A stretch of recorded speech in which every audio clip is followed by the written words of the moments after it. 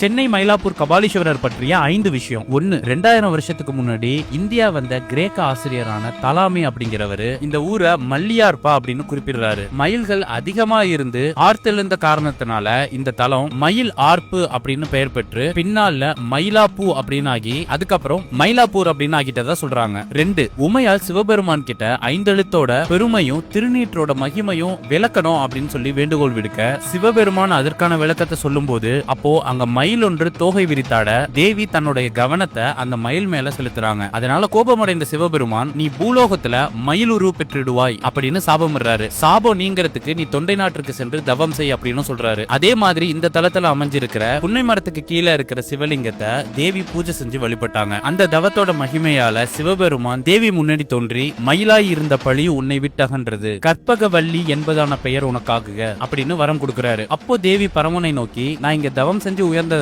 இந்த பகுதிக்கு மயிலை அப்படின்னு பெயர் வழங்க வேண்டும்னு கேட்டுக்கிறாங்க. ஈசனும் அவ்வாறே அருளியதாக இன்னொரு வரலாறும் சொல்லுது. 3வது இங்க உள்ள சிவபெருமான தரிசனம் செஞ்சா பரமானந்த நிலை அப்படின்னு சொல்லப்படுற பிறப்பற்ற நிலை பெறலாம் அப்படிங்கிறது ஐதீகம். இங்க உள்ள ஈசனை வழிபடுறவங்களுக்கு மன நிம்மதி கிடைக்கும் அப்படிங்கிறது இந்த தலத்தோட முக்கிய சிறப்பு. அது மட்டும் இல்லாம உடல் சம்பந்தப்பட்ட எந்த நோயினாலும் இங்க இருக்கிற அம்பால வணங்கினா விரைவில் அந்த நோய் குணமடையும் அப்படிங்கிறது நம்பிக்கை. 4 முருகப்பெருமான் இங்க உள்ள மயிலைநாதனை வழிபட்டு சக்திவேல் பெற்ற தலம். பிரம்மா பூஜை செஞ்சு தன்னுடைய இருமாப்பு நீங்கி தனது படைக்கும் ஆற்றலை பெற்ற தலம். நான்மறைகள் பூஜித்ததால் வேதபுரி என்னும் பெயர் பெற்ற தலம். சுக்கிரன் பூஜித்ததால் சுக்கிரபுரி என்னும் பெயர் பெற்ற தலம். திருஞான சம்பந்த பெருமான் எலும்பை பூம்பாவை ஆக்கிய தலம். 63 நாயன்மார்கள்ல ஒருவரான வாயிலார் தோன்றிய தலம். 12 ஆழ்வார்கள்ல 3வது ஆழ்வாரான பேயாழ்வார் பிறப்படுத்த தலம். ஆளுடைய பிள்ளை ஆளுடைய அடிகள் தேவாரம் பெற்ற தலம்னு இந்த தலத்திற்கு பல சிறப்புகள் இருக்கு. 5வது ஒவ்வொரு பௌர்ணமியிலும் கபாலீஸ்வரருக்கு விசேஷ பூஜை நடக்குது. அது மட்டும் இல்லாம இங்க ஒவ்வொரு வருஷமும் பங்குனி மாசத்துல சென்னை மயிலாப்பூர் கபாலீஸ்வரர் கோவில்ல